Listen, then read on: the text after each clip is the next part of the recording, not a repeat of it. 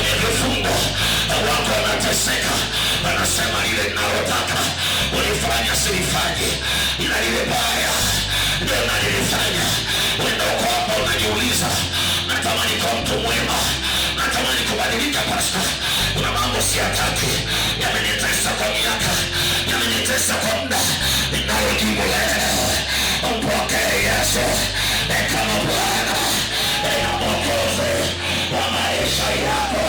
Haujachelewa, habari njema ndio hii, haujachelewa.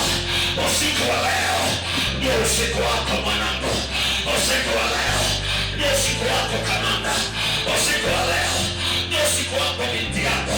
Kuna mambo mangapi unataka kuyacha? Hii ni habari ya vifungo, ni sawa ambapo inanikia kwenye kichwa changu kwa dakika chache, unapata kuelewa. Mungu yako na vifungo ya aina nyingi sana.